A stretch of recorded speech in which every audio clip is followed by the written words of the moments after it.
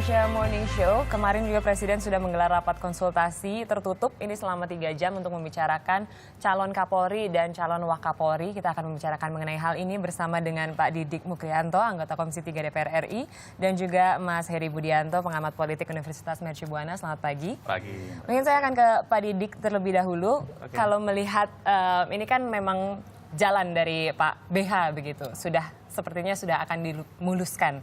Kalau mengenai posisi dari Pak BH ini, dari fraksi Partai Demokrat seperti apa? Begini, kalau bicara posisi Kapolri, tentunya sesuai Undang-Undang Nomor 2 Tahun 2002, Undang-Undang Kepolisian, standing legalnya adalah bahwa DPR akan melakukan proses dalam rangka memberikan persetujuan ataupun penolakan itu setelah ada usulan dari Presiden mengenai Kapolri.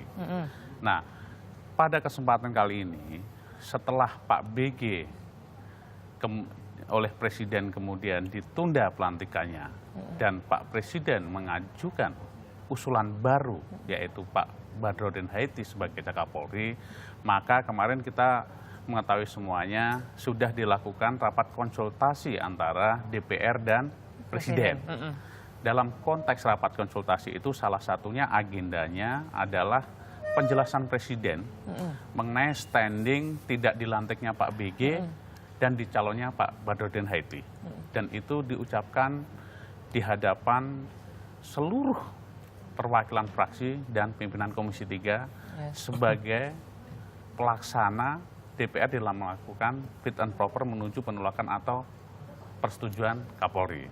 Nah, dalam konteks itu tentunya sebagaimana yang disampaikan oleh Pak Presiden terhadap DPR, Pak Presiden menyampaikan bahwa standing alasan yang disampaikan Presiden adalah ada yang disebut alasan yuridis dan sosiologis. Betul. Nah, dalam alasan sosiologis, Pak Presiden menyampaikan bahwa banyak perbedaan pendapat yang tidak konstruktif terkait dengan pencalonan Pak BG. Akhirnya Presiden mengambil standing untuk mengajukan Pak Badrodin Haiti sebagai calon Kapolri yang baru. Nah, dalam konteks ini tentunya kami DPR sesuai dengan tugas dan kewenangan kami yang diberikan oleh Undang-Undang Kapolri, kami akan melakukan proses ini. Nah, proses ini akan dimulai dengan melakukan fit and proper test di Komisi 3, dan apabila di dalam fit and proper tersebut ternyata hasilnya fit dan proper, maka Komisi 3 akan merekomendasikan kepada paripurna untuk menyetujui. Namun sebaliknya, apabila di dalam uji kelayakan dan kepatutan ini dirasakan atau dinilai oleh Komisi 3 ternyata tidak fit dan tidak proper, maka kita juga akan merekomendasikan sebaliknya kepada rapat paripurna. Berarti belum ada sikap begitu dari Partai Demokrat sampai saat ini? Kalau bicara sikap, tentunya sikap yang paling objektif dan rasional adalah manakala di dalam fit and proper kita kemudian bisa mendapatkan keyakinan yang objektif dan rasional mengenai figur Kapolri ini. Kenapa kami harus menunggu fit and proper?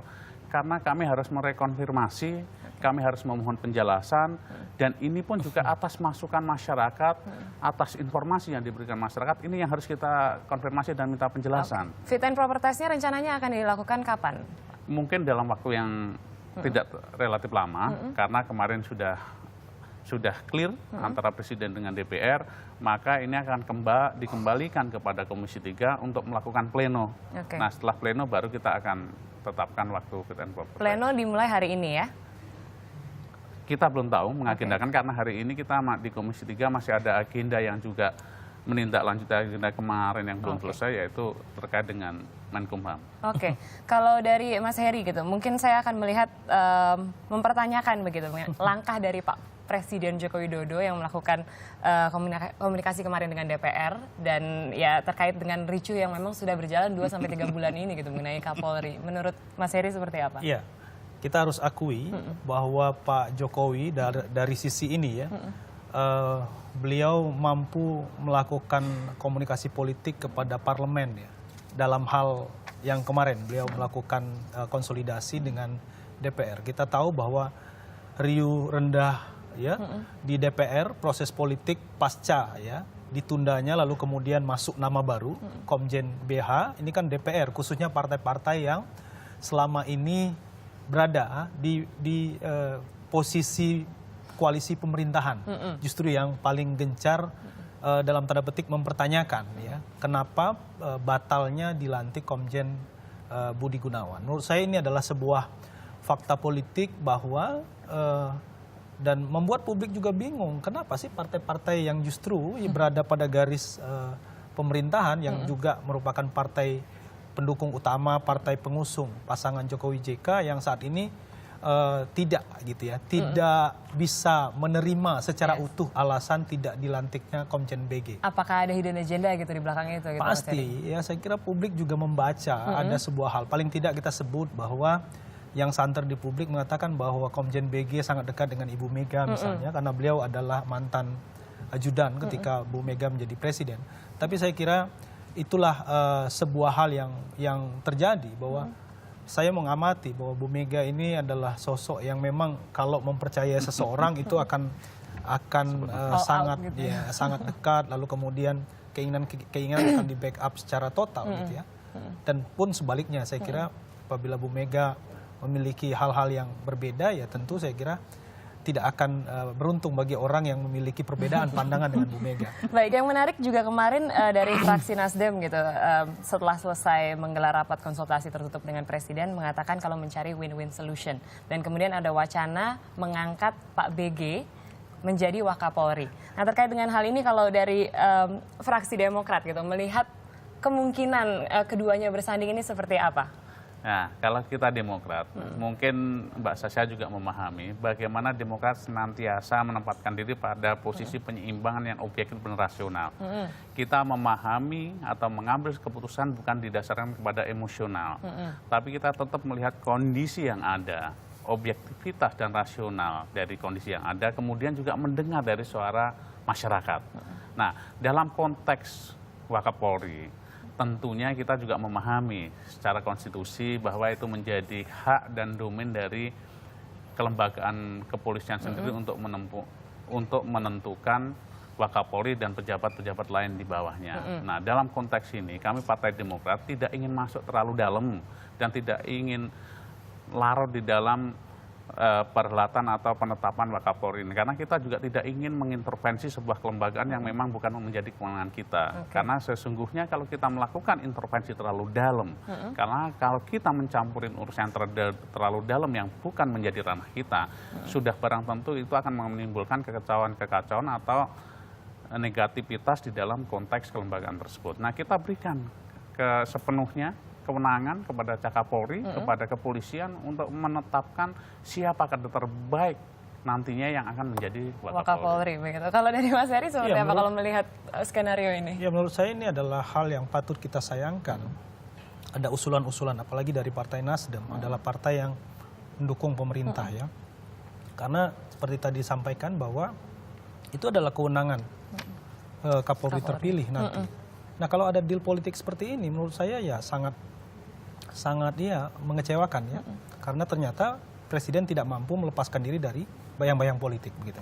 Dan kalau misalnya ini memang begitu nantinya terjadi begitu ya, Mas Heri, apakah nanti posisi dari Kapolri begitu akan dibayangi terus oleh posisi Wakapolri yang memang sampai saat ini kita tahu begitu dikedepankan oleh para fraksi memang yang pendukung pemerintah?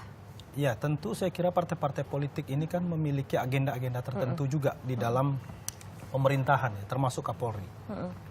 Nah upaya pertama dicoba lalu kemudian batal. Ya. Batal dalam artian Presiden tidak melantik BG. Tapi diupayakan cara kedua.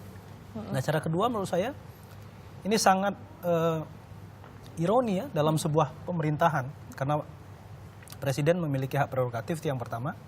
Kemudian Kapolri terpilih juga memiliki hak. Nah, sementara terkait dengan ini semua, partai-partai kan, terutama partai-partai pengusung pemerintah, ini memiliki agenda-agenda tertentu. Nah, ini menurut saya yang perlu kita cermati bersama. Jangan sampai Presiden tersandra dengan persoalan-persoalan seperti ini. Tapi apa sih sebenarnya yang membuat para fraksi pendukung pemerintah ini sangat kekeh gitu sepertinya untuk mengedepankan Pak BG gitu. Tidak jadi Kapolri ya udah jadi Wakapolri aja. Ya mungkin mereka yang tahu kenapa seperti ini ya. Ini berarti kalau dari dinamika politiknya gitu, kalau Pak Didi melihat gitu dari fraksi, dari beberapa fraksi yang memang tergabung di Komisi 3 gitu, apa sih yang sebenarnya bisa dicermati? Kenapa sepertinya kekeh banget untuk mengedepankan Pak BG saat ini menjadi Wakapolri? Sebetulnya begini, kalau sudah barang tentu agenda Komisi 3 adalah segera melahirkan seorang Kapolri yang kuat dan mantap, yang punya integritas tinggi dan punya komitmen tinggi terhadap penegakan hukum dan tercapainya rasa aman masyarakat. Ini standingnya Komisi 3. Nah, bagi kami bahwa melihat kekosongan Kapolri ini dalam waktu yang relatif lama ini, kalau tidak segera diisi, ini akan mengganggu kinerja kepolisian ke depan. Apalagi rasa aman masyarakat ini sangat didamba-dambakan.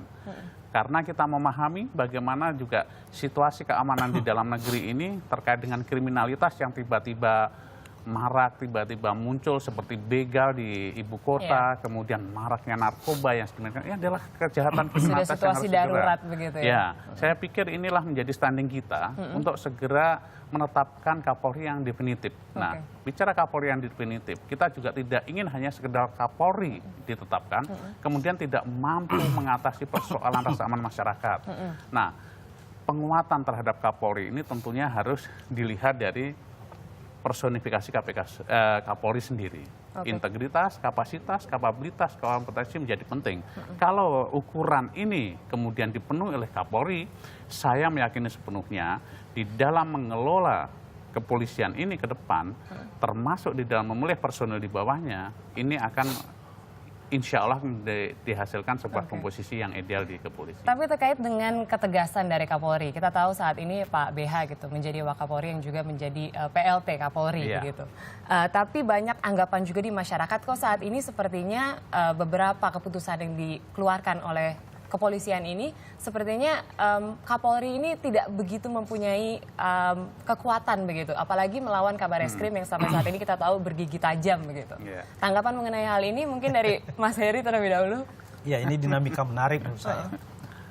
Apakah karena Pak BH ini dicalonkan menjadi Kapolri lalu kemudian membuat sebuah langkah yang hati-hati agar terlihat oleh DPR misalnya? Apakah itu? Atau jangan-jangan ada yang mengatakan bahwa kabar eskrim ini orang dekat BG gitu. Nah, apakah seperti itu? Saya kira publik berspekulasi pada akhirnya melihat persoalan ini. Tapi menurut saya dalam situasi seperti ini mestinya Pak BH tidak bersikap seperti itu. Tapi tetap saja menunjukkan keaslian beliau.